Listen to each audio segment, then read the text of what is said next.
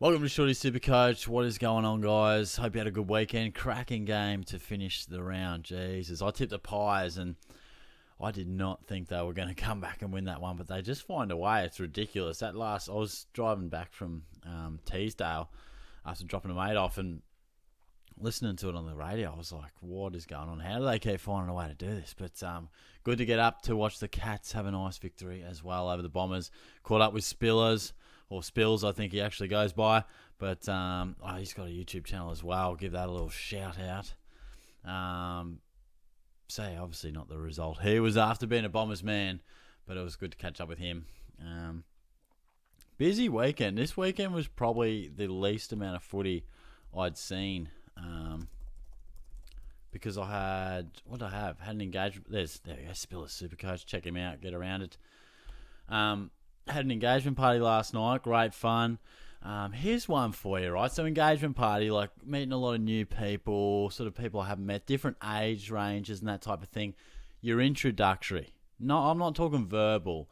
It's easy with a bloke, boom, handshake. But when you're coming across the lady variety, and particularly your 40 pluses, very different approach.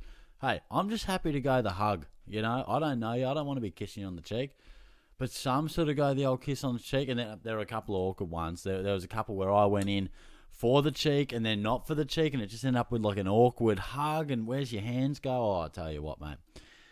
There's some decisions to be made, and I made the wrong decision at times. But it was a great night, though. Great night. And then obviously today was super busy as well. Like I went back to tennis as well yesterday, so I didn't catch much of the matches throughout the day. And yeah, I tell you what, I pulled up sore, mate. Jesus. Big singles match, and Shorty is sore. But, and then today, right, so we get back from the Bombers game. Fantastic. My mate's car was in Teesdale, so I had to drop him out there and then drive back. And I'm thinking, I wanted Nando's on Friday, and they didn't have broccolini. All I wanted was a little half chicken, peri-peri chips, and some broccolini, you know? It's quite nice. So I thought, okay, whatever, you're out, it happens, I'll get it another time. Sunday, I'm starving after the footy. I'm like, yeah, tonight is a Nando's night. Those chips are going to go to an absolute treat. So I go to order them at Teesdale, because you order online, and said they're out of chips. I'm like, oh, bullshit, as if they're out of chips, mate. So, fuck it, I'll just drive there anyway. Literally out of chips. You're kidding me. I know there's a fucking shortage and whatnot, but bro, I just want some peri-peri chips, man. Anyway, had to get some teriyaki chicken noodle thing. It was okay. Also went through the KFC drive-thru. Got the old chips with extra salt. Oh, baby, it's good stuff. But, all right, let's straighten up. Let's take a look at my side. I'm guessing, it's 9:15. Surely the rankings results are out. Gut feel was okay. Don't know. A lot of upgrading happening. Hard to know where you're at in relation to everyone else. I didn't check it much at all, but crossing the fingers. Daddy, please. That's nice. We'll take it. We actually dropped in rank. Fuck. Okay. Cop that, Shorty. But I'm happy with that. 2294. Round ranking within the top 20,000, which is always okay. Still in the top 2%. One half my leagues. Not perfect, but we'll take it. Got home in draft, which is always a win. Drop in season rank is the first time I have done that since round one, I think. Let's have a look. I'll go through my team in a second.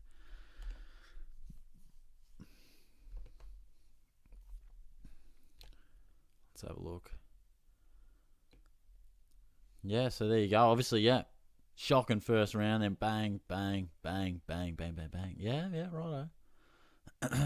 Don't mind it. I don't mind it. I'm happy with that. Like, definitely could be worse. And look, we're making a few trades at the moment. I'll talk to you about a unique trade plan that I am conjuring up, and I'll tell you that in a moment. But I feel like my team is in a reasonable spot. Let's go through this back line, and then let's go through the whole damn team, shall we? Dacos, well, we got told he might cop a bit of attention, and maybe he did. He started the game like on fire. I hope a few people didn't have him skipper, but 72. Everyone throws in a poorer one every now and then. That was Nick's first one for the year. But hey, he'll be back. no need to worry there. Tom Stewart, outstanding, does what he does most weeks. And James Sicily, was really pleased to bring him in and have an instant impact. I'm a big believer in what he can do. Sinclair as well, he's just super consistent. He's just going to do his thing. And those two blokes have come into my team the last couple of weeks, and I'm really happy for it. McKenna, so here was the thing, right? I was trading McKenna out. He was the guy who was going to go, and then he was going to go for Sicily. But then Luke Davies-Uniacke goes out on Friday, and I'm thinking, holy shit, bro, this SuperCoach thing is doing my fucking head in. So originally I was going McKenna to Sicily, and then Michael Laney down to Mitchell, and then it would have been whoever it was to Cornelio. I can't even remember. Goulden. That's right, Goulden to Cornelio. But what I ended up having to do was just do Goulden down to Mitchell, and then still did Michael Laney up to Sicily, but then I had to do Luke Davies-Uniacke down to Cornelio. And the reason I did that was just, I know Goulden responded nicely, but I'm still not sold on the role. I think he'll play well when Sydney play well, even though they lost. Like, they certainly played reasonable for the most part. Still low centre bounce attendance, doesn't fill you with stack of confidence, but I wanted to bring Cornelio in. It had to be done, and I was going to cop a donut. So in the end, it became a no-brainer. Luke Davies-Uniacke being out, I had no coverage on the bench, so it had to be him out. And also freed me up with a stack of coin, as you can see. And I thought, well, look, I'm struggling to find cash cows at the moment, so maybe a bit of extra cash ain't the worst thing. So that wasn't too bad. Midfield went pretty well. Bontempelli, gun.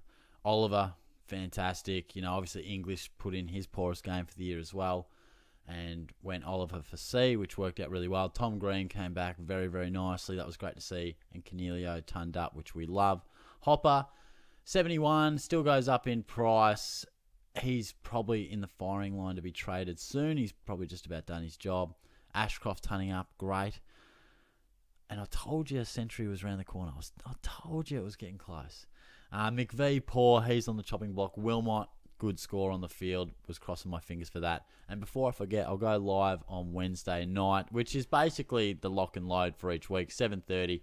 I'll go live around 7 o'clock on TikTok, and we'll just roll on from there. But not much action on the bench. Can't believe Will Phillips got dropped. Can't believe he didn't come in when Luke Davies-Uniacke went out. I did flip my shit for a period of time over that. But let's take a look at the rest of the side. Like I said before, English, not his best day, but he was still solid. And Rowan bloody Marshall, mate. Yes, baby, he's back. Well, at least he was back on Friday night. But I put my hand up last week. I said I probably got it wrong. His role didn't look exactly what we wanted. Owens was doing a bit of the ruck work. I hated it. He was on the chopping block for Gawn. And all of a sudden he produces the massive score that I suggested he would. And then I took it back.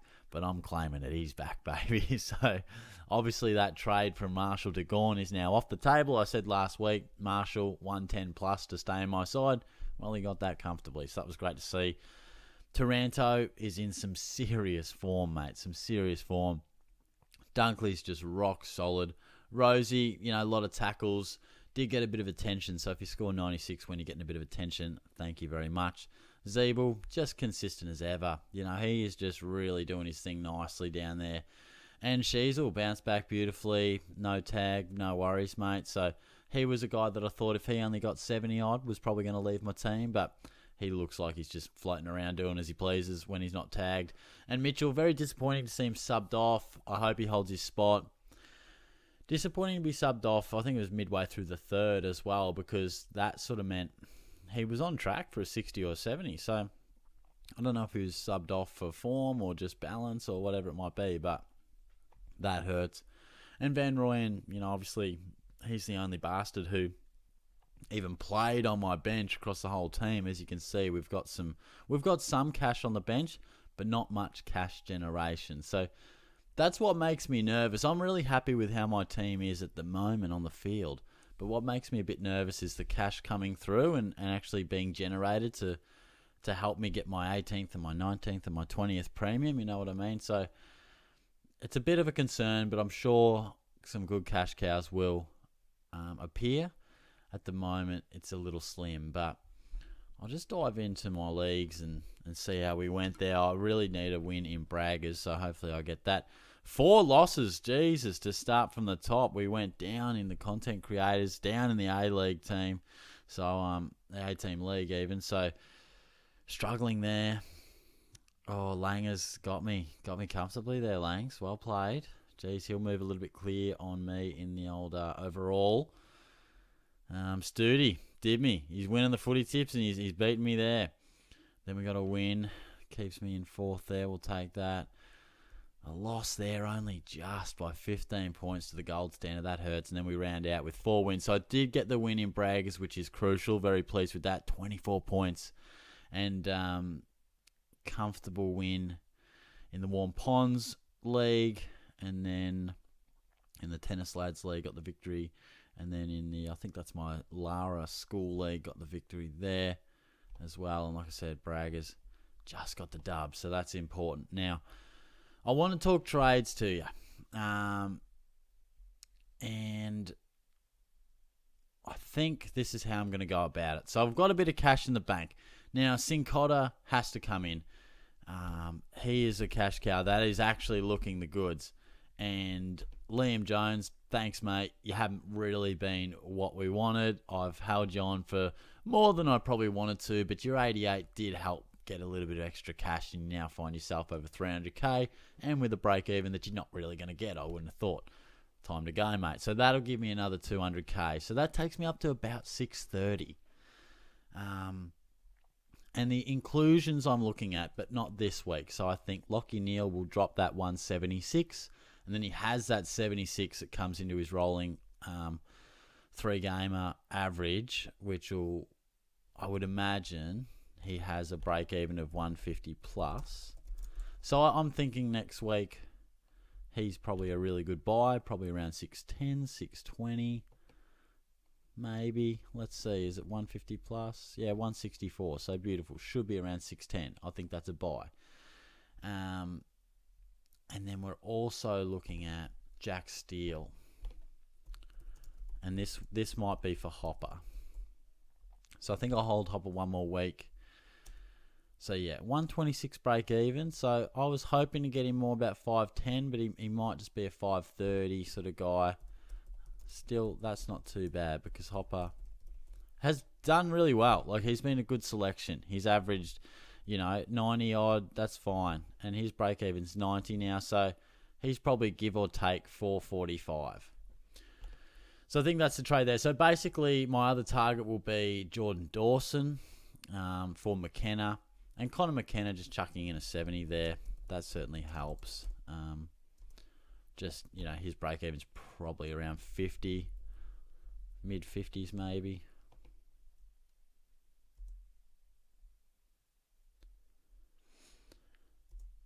$48. So that helps. He'll go up. So basically what I'm thinking, and it'll be tight. It'll be something to assess on the whole run. But I'm feeling like there might be another downgrade this week, Judd McVee. So I'm thinking this is kind of weird, but I just think Dawson, Neal, and Steele all align to be at a really nice point in price